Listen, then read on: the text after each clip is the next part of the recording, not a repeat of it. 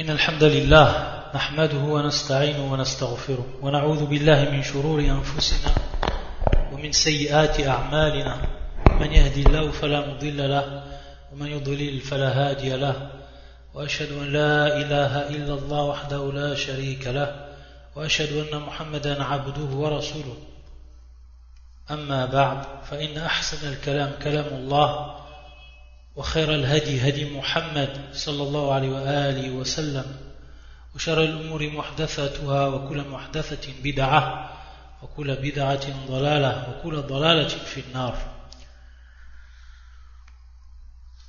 Donc on est arrivé, Walillah alhamd, à la conclusion du livre intitulé Al-Qawa'id al-Muthla fi sifatillahi wa asma'ihi al-husna lil-allama Muhammad ibn Salih al-Uthaymin rahimahullah ta'ala rahmatan wasi'a.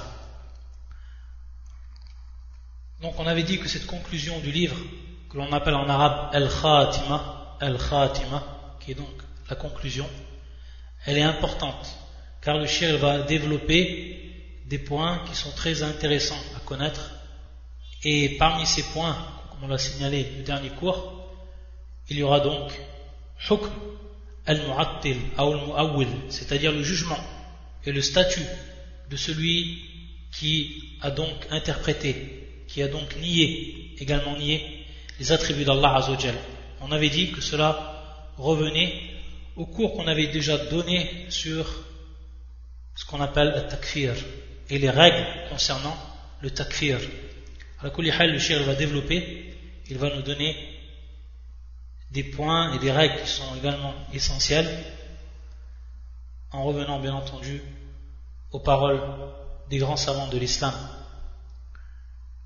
Mais avant cela, il va nous dire cette parole, le cheikh rahimahullah: إذا قال قائل قد عرفنا بطلان مذهب أهل التأويل في باب الصفات ومن المعلوم أن الأشاعرة من أهل التأويل فكيف يكون مذهب باطلا وقد قيل إنهم يمثلون اليوم 95%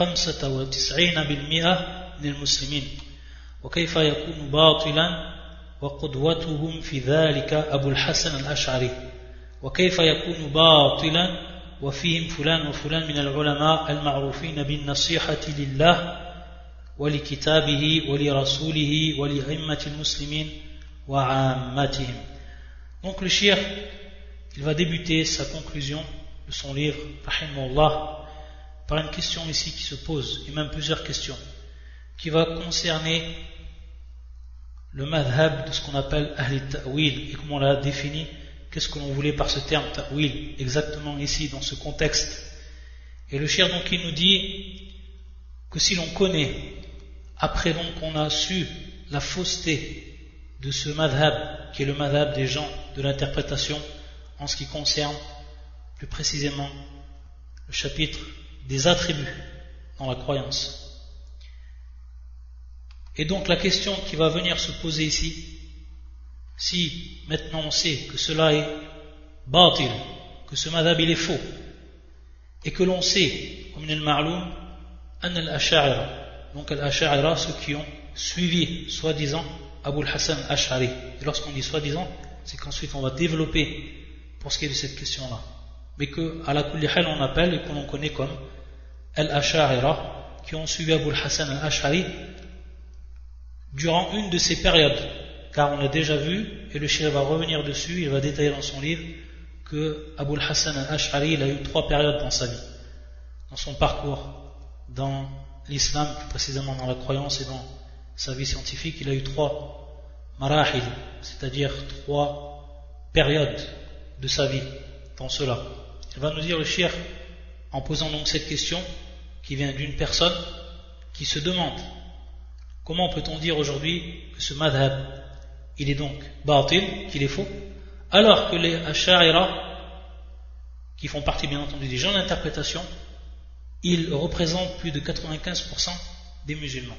Ça c'est ce qui a été dit par certaines personnes, comme le dira le cheikh, par certaines personnes qui ont affirmé, qui ont dit que les asha'ira représentaient, par rapport à leur croyance, représentaient 95% des musulmans. Ça c'est la première question. Et la deuxième question qui va venir également, comment on va dire que ce madhab, il est batil, il est faux, alors que qudwatuhum, leur modèle donc, dans ce madhab, c'est celui du Abul Hassan al-Ash'ari. Ça, c'est la deuxième question. Ensuite, la troisième question, comment peut-on dire que ce madhab, il est batil, alors que dans ce madhab, il y a des grands savants connus, et qui ont été connus par rapport à leur sincérité envers Allah, envers le livre d'Allah, envers le prophète sallallahu alayhi wa sallam, et également envers les imams parmi les musulmans, les dirigeants des musulmans et le commun des musulmans. Donc ces trois questions ici, c'est en réalité trois questions, c'est comme des shubuhat, c'est comme en vérité des ambiguïtés qui vont être posées. C'est-à-dire une personne elle vient, elle dit vous dites maintenant et on a su, d'après ce que vous avez dit, en ayant affirmé et argumenté suivant le madhab des salaf, vous en avez donc déduit que le madhab des asha'ira, il est faux, il est batil. Alors, si on dit cela, comment se fait-il qu'il y a 95% des musulmans qui sont des asha'ira, d'après ce qu'ils prétendent, certaines personnes prétendent? Et la deuxième question, comment se fait-il qu'il est batil alors que Abul Hassan al-Ash'ari c'est leur modèle? Et ensuite la troisième ambiguïté, qui est également une question ici, comment se fait-il qu'il y a des grands savants qui sont connus dans l'islam et qui ont été connus dans leur sincérité par rapport à Allah Azza wa Jal et son prophète, et qui ont fait partie du madhab al-Ash'ari pour ce qui est de l'interprétation des attributs d'Allah Azza wa Jal? Donc tout ça le cheikh va y répondre en détail, et ça va donc ici très important à connaître cette réponse pour pouvoir donc répondre à ces ambiguïtés qu'apportent donc souvent ceux qui n'ont soit de science ou alors qui ont des ambiguïtés en eux-mêmes qui ne peuvent y répondre, ou alors des gens même de l'innovation pour essayer donc de troubler les gens de la sunna. Il nous dit le cheikh قلنا الجواب عن السؤال الأول أننا لا نسلم أن تكون نسبة الأشاعرة بهذا القدر بالنسبة لسائر فرق المسلمين فإن هذه الدعوة تحتاج إلى إثبات عن طريق الإحصاء الدقيق. Donc le cheikh d'abord il nous dit qu'on n'admet pas qu'il y ait une nisba, c'est-à-dire donc un pourcentage aussi élevé par rapport à toutes les sectes de l'islam, et que ces gens-là donc représentaient 95% des musulmans. C'est quelque chose qu'on ne peut admettre en réalité, et que c'est tout simplement ce qui a avancé. C'est donc quelque chose qu'il faudrait prouver, et il faudrait donc le prouver en revenant à un recensement qui serait précis. An tariq al-ihsa ad-daqiq, comme dit le cheikh. Dans un premier temps, c'est la réponse du cheikh. Ensuite, dans un deuxième temps, il nous dit ثم لو سلمنا أنهم بهذا القدر أو أكثر فإنه لا يقتضي عصمتهم من الخطأ لأن العصمة في إجماع المسلمين لا في الأكثر. هذا مهم، لأن العصمة في إجماع المسلمين لا في الأكثر. Il nous dit le cheikh, si on aurait accepté ce chiffre-là, il va nous dire que al-akthar, c'est-à-dire la majorité des musulmans, ne va pas impliquer ismatahum, c'est-à-dire leur infaillibilité par rapport bien entendu à l'erreur. Il nous dit li'anna al-isma, donc le fait de ne tomber dans l'erreur et l'infaillibilité, fi ijma' al-muslimin, fi ijma' al-muslimin, c'est-à-dire est représenté dans le consensus des musulmans, non dans la majorité des musulmans. Ça c'est une grande différence. C'est-à-dire, même si aujourd'hui, si on aurait donc accepté ce chiffre, on aurait dit 90% des musulmans sont sur le madhab al-Ash'ari, est-ce que cela est une preuve de la véracité de ce madhab, que ce madhab-là est celui qui est en réalité madhab al-haqq, de la vérité? Absolument pas. Car il nous dit le cheikh, al-akthar, c'est-à-dire la majorité des musulmans, ne représente aucunement l'infaillibilité. L'infaillibilité donc, de tomber dans une erreur, quelle qu'elle soit. Car al-isma, elle est dans ijma' al-muslimin, c'est-à-dire le consensus des musulmans, bien entendu des savants musulmans. On sait ce que c'est le consensus. Lorsque tous les savants, ils sont d'accord sur une question, tous les savants, ils sont d'accord et unanimement d'accord sur une question, à plus forte raison donc ici dans la croyance. Ça c'est ce que l'on va prendre en compte, al-ijma', et on ne va pas prendre en compte al-akthar, c'est-à-dire la majorité des musulmans. Ce n'est pas cela donc qui est pris en compte. Et il nous dit le cheikh, thumma naqul إن إجماع المسلمين قديما ثابت على خلاف ما كان عليه أهل التأويل. On sait que le consensus des musulmans qadiman, c'est-à-dire des premiers temps, lors de l'avènement de l'islam, c'est-à-dire donc par rapport au salaf, thabitun, cet ijma', ce consensus, il est attesté, il est bel et bien contraire au credo des gens du ta'wil, des gens donc de l'interprétation. Il est contraire à ce que ont adopté les gens de l'interprétation. Et il nous dit فَإِنَّ السَّلَفَ الصَّالِحَ مِنْ صَدْرِ هذه الأمة وهم الصحابة الذين هم خير القرون والتابعون لهم بإحسان وأئمة الهدى من بعدهم كانوا مجمعين على إثبات ما أثبته الله لنفسه أو أثبت له رسوله من الأسماء والصفات وإجراء النصوص على ظاهرها اللائق بالله تعالى من غير تحريف ولا تعطيل ولا تكييف ولا تمثيل وهم خير القرون بنص رسول الله صلى الله عليه وسلم بنص الرسول صلى الله عليه وآله وسلم وإجماعهم حجة ملزمة لأنها مقتضى للكتاب والسنة وقد سبق نقل الإجماع عنهم في القاعدة الرابعة من قواعد نصوص الصفات.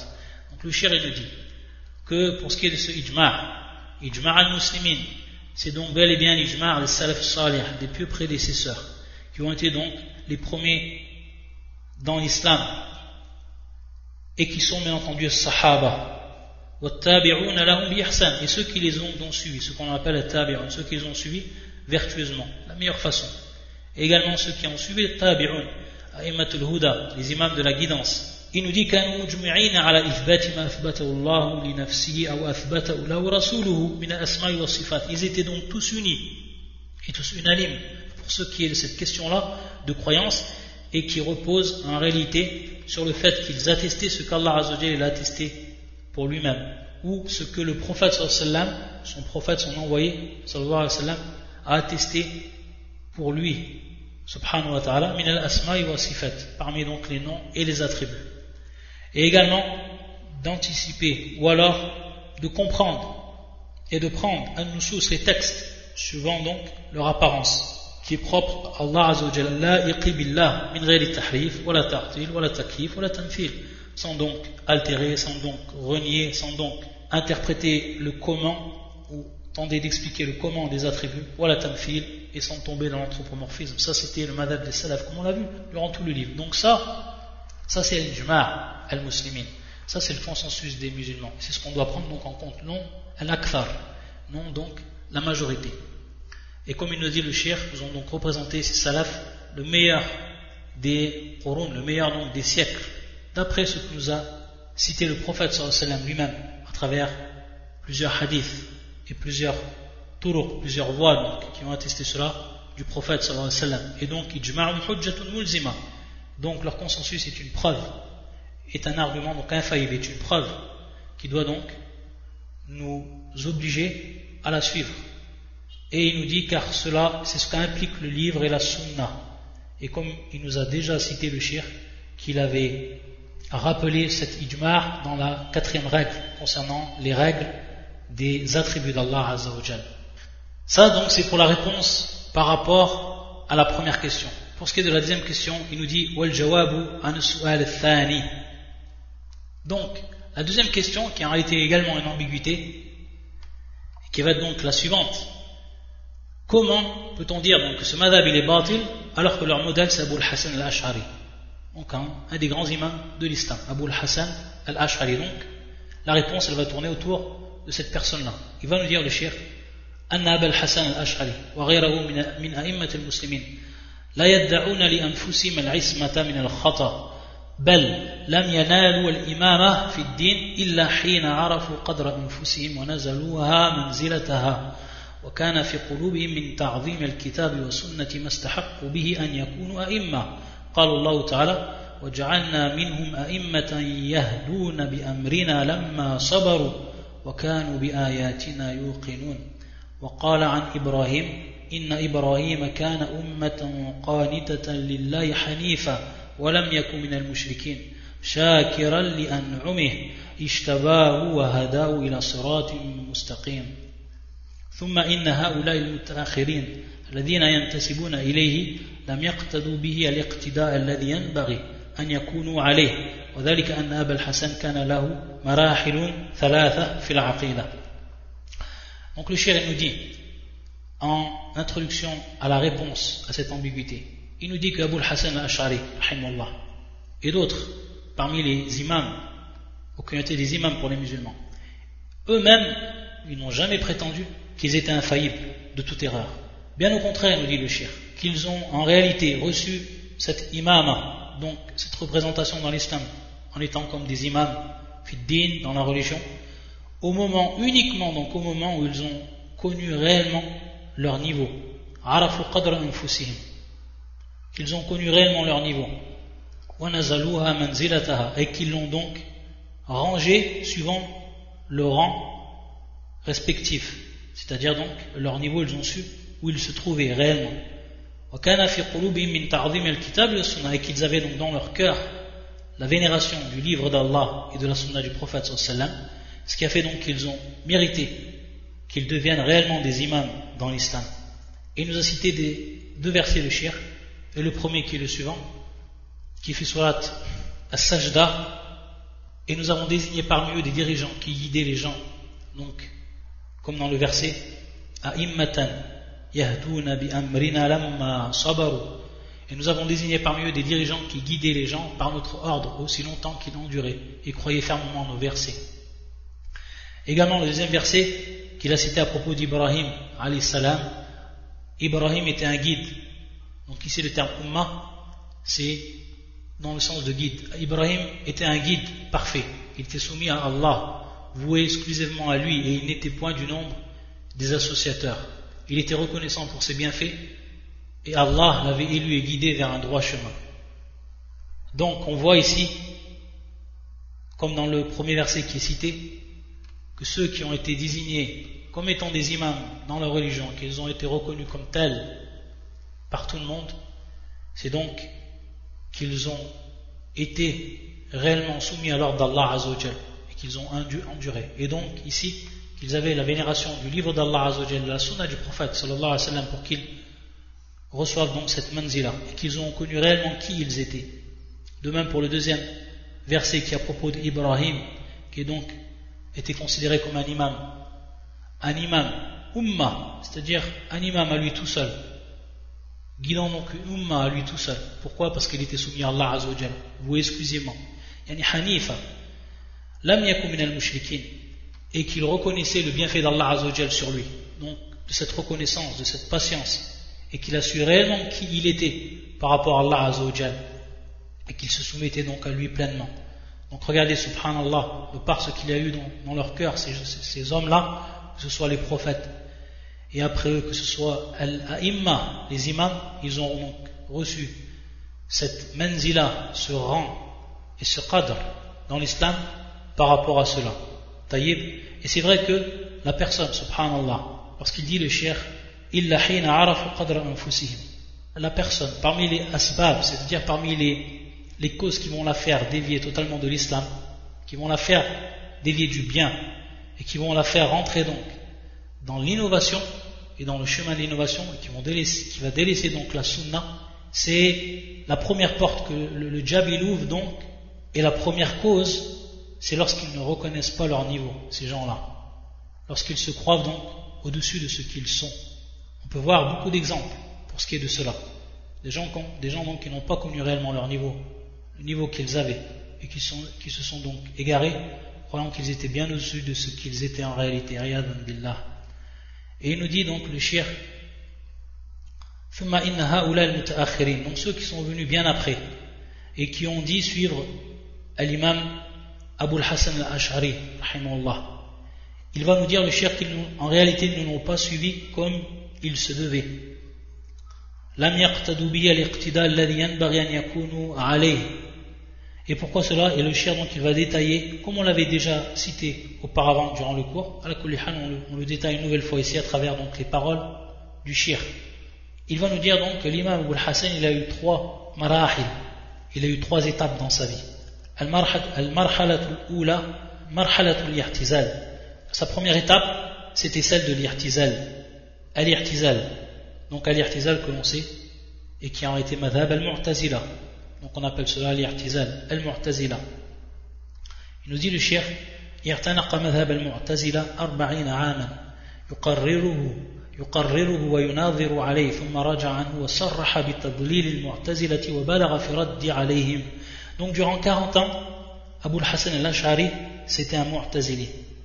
Et donc il a pris comme credo ce madhab-là, le madhab al-Mu'tazila, durant plus de 40 ans. Et durant donc plus de 40 ans, il a argumenté sur les bases de ce madhab. Et il a débattu autrui donc, en sa faveur, en la faveur de ce madhab. Et après 40 ans, il en est revenu. Il en est donc revenu de quoi? De ce madhab-là, leur égarement. C'est-à-dire qu'il s'est complètement détaché d'eux et a dit de manière explicite devant tout le monde que c'était réellement des égarés al-Mu'tazila. Et il a donc énergiquement et de manière poussée réfuté leur madhab ensuite. Donc ça c'était le marhalatul oula, pour ce qui est donc de ces 40 ans dans l'I'tizal, jusqu'à donc qu'il s'en est détaché. Ensuite il nous dit al-marhalatul thaniya marhalatu bayna al-i'tizal al-mahd wa sunnati al-mahdha salaka fiha tariqa Abi Muhammad Abdillah ibn Sa'id ibn Kullab. Donc ensuite sa deuxième étape dans sa vie dans l'islam, ça a été donc une étape que l'on peut désigner entre al-i'tizal et as-sunnah, entre ces deux chemins, et qui était représentée, il dit le cheikh, salaka fiha tariqa Abi Muhammad Abdillah ibn Sa'id ibn Kullab, donc la voie de cet homme et dont son madhab il a été ensuite connu et ses atbar connus comme étant ceux faisant partie de la secte de Al-Kullabiyya, qui est donc Abi Muhammad Abdillah ibn Sa'id ibn Kullab. Donc à ce propos, Cheikh al-Islam ibn Taymiyyah rahmatullah alayh, il nous dit donc في مجموع الفتاوى والأشعري وأمثاله برزخ بين السلف والجهمية أخذوا من هؤلاء كلاما صحيحا ومن هؤلاء أصولا عقلية ظنوها صحيحة وهي فاسدة.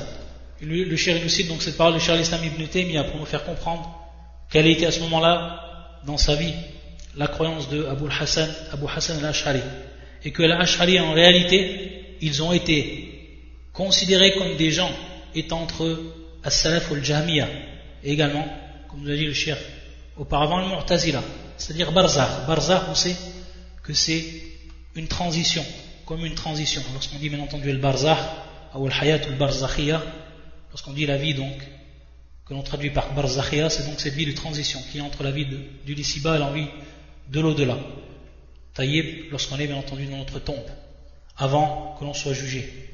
Et donc de même pour ce qui est de ce madhab al-Ash'ari, ils ont pris donc des salafs et ils ont pris des jahmiya et des mu'tazila.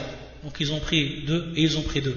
Ils ont pris des salafs, des paroles qui sont authentiques, et ils ont pris des jahmiya ou al-mu'tazila, ils ont pris des bases rationnelles, ils ont cru qu'elles étaient authentiques alors qu'en réalité elles étaient fausses. C'est ce que nous dit Cheikh al-Islam ibn Taymiyyah pour nous expliquer un peu plus qui sont les Ash'ari. Et les Ash'ari qui ont donc suivi Abu al-Hasan al-Ash'ari à ce moment-là, au moment donc de cette deuxième étape, au moment donc où il a pris la séance de Abdullah ibn Sa'id ibn Kullab, et qu'il a donc ensuite, qu'il a fait de lui-même donc son chemin et a basé sur cela sa croyance. Et ensuite il va nous dire le cheikh, c'est la troisième étape, al-marhalatu thalitha marhalatu i'tinaq madhhab ahli sunnati wal hadith muqtadiyan bil imam Ahmad ibn Hanbal rahimahullah كما قرره في كتابه الإبانة عن أصول الديانة هو من آخر كتبه أو آخرها. Donc la dernière étape, c'est lorsque il a pris comme credo Abu al-Hasan madhab ahli sunnah, le madhab donc des gens de la sunna et du hadith, et qu'il a suivi dans cela donc l'imam Ahmad ibn Hanbal rahimahullah, comme lui-même il l'a établi dans son dernier livre, ou l'un de ses derniers livres, qui s'appelle Al-Ibanatu an Usul al-Diyana, Al-Ibanatu an Usul al-Diyana, qui est donc le livre d'Abu al-Hasan al-Ash'ari dans sa dernière étape de sa vie donc scientifique, et lorsqu'il va dans ce livre-là mettre en évidence quel est réellement son madhab et celui donc sur lequel il a terminé. Et donc dans l'introduction de ce livre que le cheikh ici va nous citer pour nous prouver réellement quelle était la croyance d'Abul Hassan dernier temps, il nous dit Ja'ana ya'ni an-nabi sallallahu alayhi wa sallam. Ça c'est la parole de Abul Hassan al-Ash'ari. Ja'ana ya'ni an-nabi sallallahu alayhi wa sallam bi kitabin aziz. Donc il nous est venu le prophète sallallahu alayhi wa sallam avec un livre bien entendu, le livre d'Allah azza wa jalla. La ya'tihi al-batil min bayni yadayhi wa la min khalfi. Donc un livre dont le faux ne vient pas d'entre ses mains ou de derrière, bien entendu ici, qui veut dire par là le mustaqbal al-madi, et donc le batil qui ne vient pas, que ce soit dans le passé ou qui ne vient pas, que ce soit donc dans le futur, qui ne se trouve aucunement donc dans le livre d'Allah Azza wa Jal, le faux, al-batil. Tanzilun min hakimin hamid, une descente donc de la part de celui qui est sage, du juge, hamid, de celui qui est très loué. Jama'a fihi ilm al-awwalin wa akmala bihi al-fara'id, où il a rassemblé la science des premiers et il a terminé et il l'a complété par al-fara'id, les obligations, wa ad-din et la religion. Fahuwa siratullah al-mustaqim, donc c'est le droit chemin d'Allah Azza wa Jal. Wa habluhu al-matin man tamassaka bihi naja, et donc c'est la corde solide, et celui donc qui s'accroche à cette corde là, bihi naja. Man tamassaka bihi naja, et donc celui qui s'accorde à cela, il va être sauvé. Wa man khalafahu dalla wa ghawa wa fil jahli taradda, et donc celui qui va aller contraire à ce livre là, il va s'égarer et il va donc tomber dans les abîmes de l'ignorance. Wa hatha Allah fi kitabihi ala tamassuk bi sunnati rasulih sallallahu alayhi wa sallam, et donc Allah Azza wa Jalla dans ce livre, il a poussé les gens, il a encouragé les gens à s'accrocher à la sunna du prophète sallallahu alayhi wa sallam. Faqala Azza wa Jalla وما آتاكم الرسول فخذوه وما نهاكم عنه فانتهوا إلى أن قال فأمرهم بطاعة رسوله كما أمرهم بطاعته ودعاهم إلى التمسك بسنة نبيه صلى الله عليه وسلم كما أمرهم بالعمل بكتابه فنبذ كثير ممن غلبت شقوته واستحوذ عليهم الشيطان سنن نبي الله صلى الله عليه وسلم وراء ظهورهم وعدلوا إلى أسلاف لهم وقلدوهم بدينهم ودانوا بديانتهم وابطلوا سنن رسوله صلى الله عليه وسلم ورفضوها وانكروها وجحدوها افتراء منهم على الله قد ضلوا وما كانوا مهتدين. Donc ici on voit que il va ensuite nous rappeler que celui qui va suivre ou qui va obéir au prophète sallam, c'est comme il avait obéi à Allah Azza wa Jalla. Il nous a cité donc ce verset, prenez ce que le messager vous donne. Pour ce qui est donc ici, c'est bien entendu la suite de cette parole de Abul Hassan, ça concerne donc les gens du ta'wil, les gens donc qui ont faussement interprété les attributs d'Allah Azza wa Jalla. Il va donc nous rappeler parmi leurs sifat que le shaitan donc a eu une emprise totale sur eux et qu'ils ont délaissé la sunna du prophète sallallahu alayhi wa sallam pour ce qui était donc de cette croyance-là. Ils ont suivi leurs prédécesseurs parmi les gens de l'innovation et ils les ont donc suivis aveuglément et ils en ont pris donc cela comme une religion. قد ضلوا وما كانوا مهتدين. ثم ذكر رحمه الله أصولا من أصول المبتدعة وأشار ببطلانها ثم قال. Et ensuite, à la suite donc du livre, il va rappeler les bases des gens de l'innovation et il va indiquer que ces bases-là sont complètement fausses. Et il va dire فإن قال قائل قد أنكرتم قول المعتزلة والجهمية والحرورية والرافضة والمرجئة فعرفونا قولكم الذي به تقولون وديانتكم الذي بها تدينون. Et donc, il va dire que vous avez renié la parole de Mu'tazila, également Al-Jahmiya, également Al-Haruriya, qui sont bien entendu Al-Khawarij, Wal-Rafida, les Rafidites, Wal-Murji'a, également. فَعَرِّفُونَا قَوْلَكُمْ الَّذِي بِهِ تَقُولُونَ وَدِيَانَتَكُمْ الَّذِي بِهَا تَدِينُونَ. Donc, faites-nous part, si vous avez renié tout cela, Al-Mu'tazila, Al-Jahmiya, Al-Haruriya, Al-Rafida, Wal-Murji'a, faites-nous part donc de votre parole alors, celle que vous dites, et votre religion, par laquelle donc vous vous rapprochez d'Allah Azza wa Jalla. Et donc ici, bien entendu, c'est un rad à ceux qui sont restés sur le madhab du ta'wil et qui ont renié al-Mu'tazila ou al-Jahmiya, mais eux qui ont continué à leur façon fi ta'wil. Ce sont ceux en réalité que l'on considère comme l'Asha'ira aujourd'hui, c'est-à-dire ceux qui ont suivi Abul Hassan avant même qu'il passe à cette étape-là. Et ensuite il va dire Abul Hassan قولنا الذي نقول به وديانتنا الذي ندين بها التمسك بكتاب ربنا عز وجل.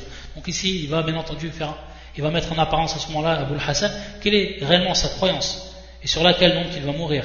قولنا الذي نقول به وديانتنا التي ندين بها التمسك بكتاب ربنا عز وجل وسنة نبينا صلى الله عليه وسلم وما روي عن الصحابة والتابعين وأئمة الحديث ونحن بذلك معتصمون. Donc il va dire notre parole, et c'est bien entendu ici notre parole de croyance et notre religion, c'est en réalité notre religion avec laquelle nous nous rapprochons d'Allah Azza wa Jal, c'est Tamassuk bi Kitabi Rabbina, c'est le fait donc de s'accrocher au livre d'Allah Azza wa Jal et à la sunna du prophète sallallahu alayhi wa sallam, et ce qui était rapporté des sahaba, des compagnons et également des tabi'in et des imams du hadith, et que nous nous accrochons à cela. وَنَحْنُ بِذَلِكَ مُعْتَصِمُونَ وبما كان يقول به أبو عبد الله أحمد بن محمد بن حنبل نضر الله وجهه ورفع درجاته وأجزل مثوبته ولمن خالف قوله مجانب لأنه الإمام الفاضل والرئيس الكامل ثم أثنى عليه بما أظهر الله على يده من الحق وذكر ثبوت الصفات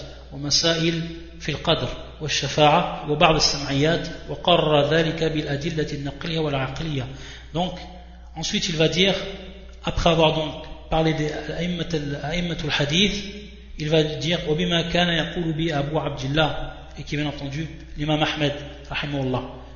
Donc on s'accroche également à ce que disait Abu Abdillah Ahmed ibn Muhammad ibn Hanbal par rapport bien entendu à la croyance qu'Allah Azza wa Jal lui embellisse son visage et qu'il l'élève dans les degrés et qu'il le récompense.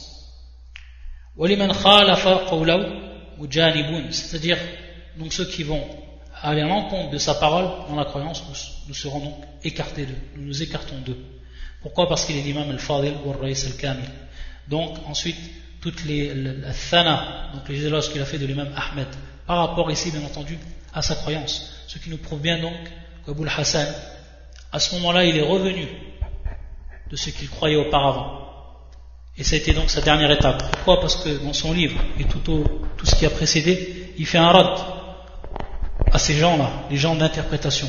Donc on voit bien que c'est une parole qui est plus que claire de Abul Hassan al-Ash'ari, et sur le fait qu'il soit revenu sur la croyance des gens du hadith, et que c'est donc par rapport à cela qu'ils auraient dû, les gens qui yadda'un, c'est-à-dire qui disent suivre Abul Hassan al-Ash'ari, qu'ils auraient dû donc faire comme lui il a fait, revenir sur le haqq, sur la vérité.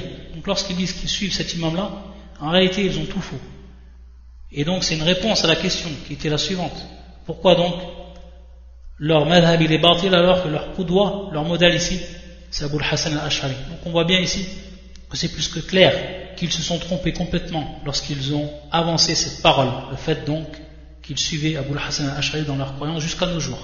Et il nous dit le cheikh: والمتأخرون الذين ينتسبون إليه أخذوا بالمرحلة الثانية من مراحل عقيدته والتزموا طريق التأويل في عامة الصفات ولم يثبتوا إلا صفة السبق المذكورة في هذا البيت حي عليم قدير والكلام له إرادة وكذاك السمع والبصر.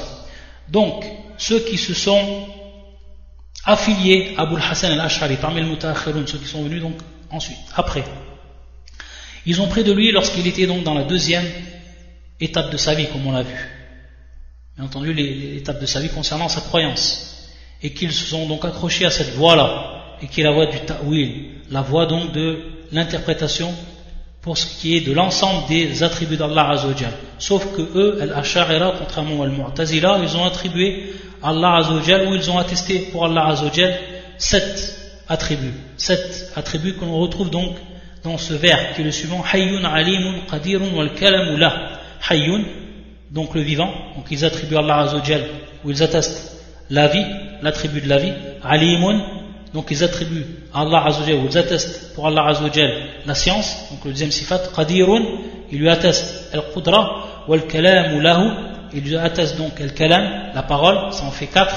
Ensuite iradatun, ils lui attestent donc la volonté, irada, وكذاك السمع والبصر, et ensuite pour ce qui est du 6e et du 7e, as-sam'u qui est l'ouïe, l'audition, wal-basaru qui est donc la vue. Ça c'est 7 attributs que l'Ash'arira ils ont attribués, car ils ont vu, suivant bien entendu leur aql, leur vue rationnelle, que l'on pouvait attester et que l'on devait attester ces 7 attributs, et que l'on ne tombait ici pas dans l'anthropomorphisme lorsqu'on attestait ces attributs. C'est donc ici toute la contradiction des gens que l'on appelle donc l'Ash'a'ira, lorsqu'ils ont suivi Abu al-Hasan al-Ash'ari dans la deuxième étape de sa vie concernant son parcours dans la croyance. Bien entendu, dans la façon d'attribuer ces attributs, les 7, il y a la différence entre les gens de la sunna et eux également. Ensuite, le shir, il va nous rappeler donc des paroles pour ce qui est de Ar-Rad al-Ash'a'ira, pour ce qui est de réfuter donc la parole des al-Ash'a'ira, et également pour ce qui est de al-Mu'awwilun de façon générale, et qui rentre dedans également. Donc al-Ash'a'ira, tous ceux qui les ont suivis. Il va rapporter donc des paroles de Cheikh al-Islam, également de Ibn al-Qayyim, également de Cheikh Mohammed Amin al-Shanqiti dans son livre Adwa al-Bayan. Et donc, cela on l'a déjà vu en détail pour ce qui est des cours précédents, on l'a déjà vu en détail dans ce que le shir lui-même il a détaillé.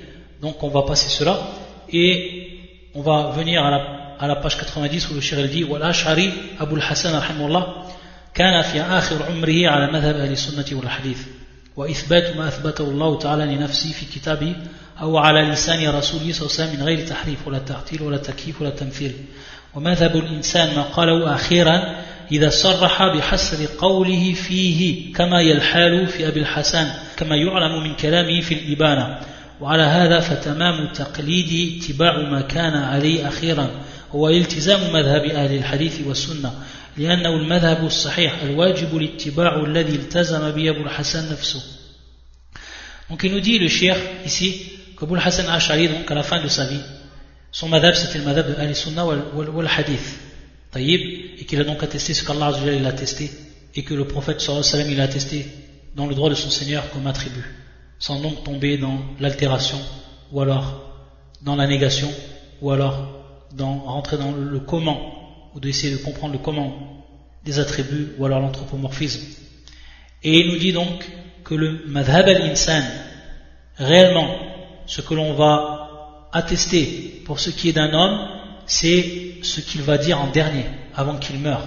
Donc si il cite de manière explicite sa croyance et encore plus ar-ruju' an al-awwal, et si encore il réfute la croyance sur laquelle il était auparavant, et il réfute la croyance de ceux qui sont restés sur cette croyance et qu'il atteste qu'il est revenu de cette croyance-là et qu'il informe ensuite la croyance sur laquelle actuellement il est, alors à ce moment-là, on va dire que son madhab, c'est ce madhab-là qu'il a eu au dernier moment de sa vie. Et qu'en réalité, il nous dit le shir, que si on sait cela, ceux qui l'ont suivi ou qui l'ont soi-disant suivi, ils auraient donc dû suivre sur ce quoi il était en dernier, sur sa dernière croyance avant donc qu'il meure. Ce serait été vraiment al-ittiba, ça aurait été vraiment le suivi donc de cette personne. Donc c'est ce qu'on a déjà vu auparavant. Ensuite le shir, il va nous dire wal jawab an as-su'al al-thalith min wajhayn. Ensuite il va répondre à la troisième question. La troisième question, lorsque cette personne donc va venir avec également une ambiguïté.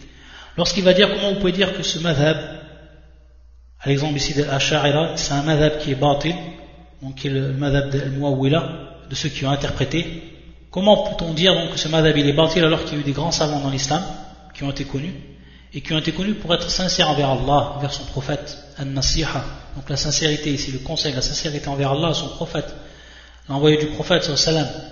Et à l'exemple de cela, bien entendu, parmi des grands savants que l'on connaît, comme l'imam al-Nawawi rahimahullah. On sait, à titre d'exemple, que l'imam al-Nawawi rahimahullah, à chaque fois donc qu'il va expliquer un sifat d'Allah Azza wa Jal, dans la plupart des cas il va tomber fi at-ta'wil, il va c'est-à-dire yu'awwil, il va donc interpréter l'attribut d'Allah Azza wa Jal à la madhab al-Ash'a'ira, donc en suivant le madhab des Ash'a'ira. Tayyib, ça c'est connu de l'imam al-Nawawi à titre d'exemple, alors que on sait que l'imam al-Nawawi c'est un imam qui est connu de tout le monde. On ne trouve pas une personne qui débute dans la religion sans qu'il connaisse, ou alors qui débute dans l'apprentissage de la science religieuse sans qu'il ne connaisse l'Arba'un al-Nawawi, les 40 hadiths de l'imam al-Nawawi. Il n'y a pas une contrée où on ne va pas trouver le livre, contrée musulmane où on ne va pas trouver le livre Riyad al-Salihin, tellement ce livre il a été propagé dans le monde, qu'il a été traduit dans pratiquement la plupart des langues. Riyad al-Salihin, le jardin des vertueux.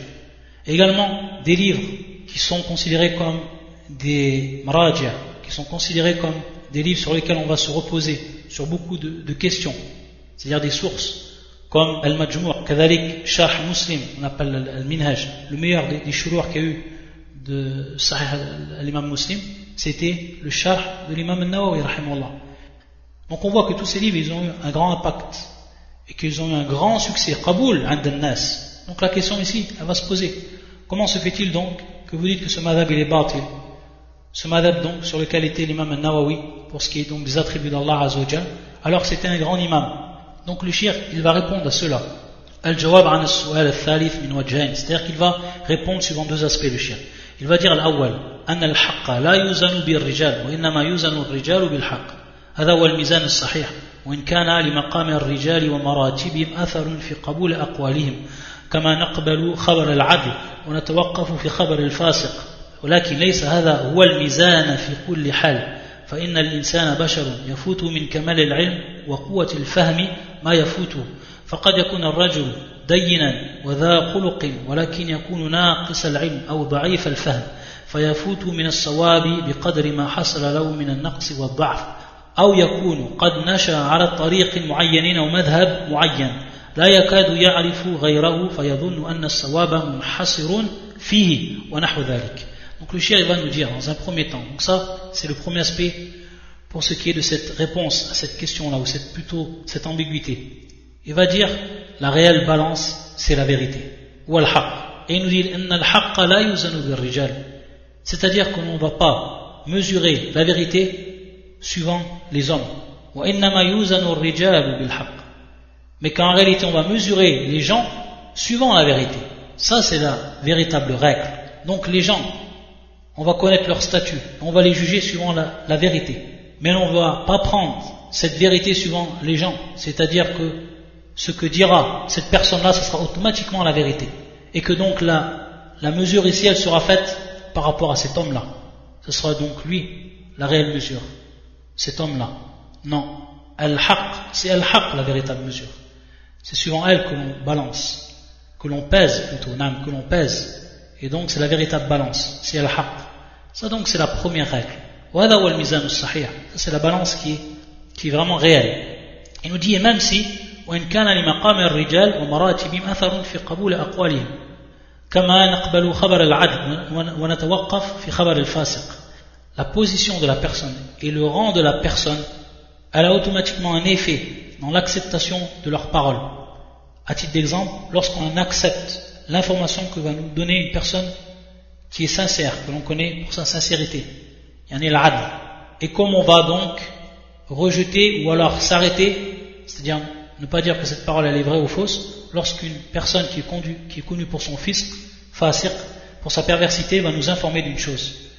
Donc bien entendu ici, pour ce qui est de cette parole, lorsqu'elle nous vient, on va voir par rapport à ce qui va nous informer de cette parole-là. On va voir la personne, si c'est quelqu'un de adl, si c'est quelqu'un de fasiq. Donc ça veut dire à ce moment-là que sa parole-là, elle va être acceptée suivant donc son rang.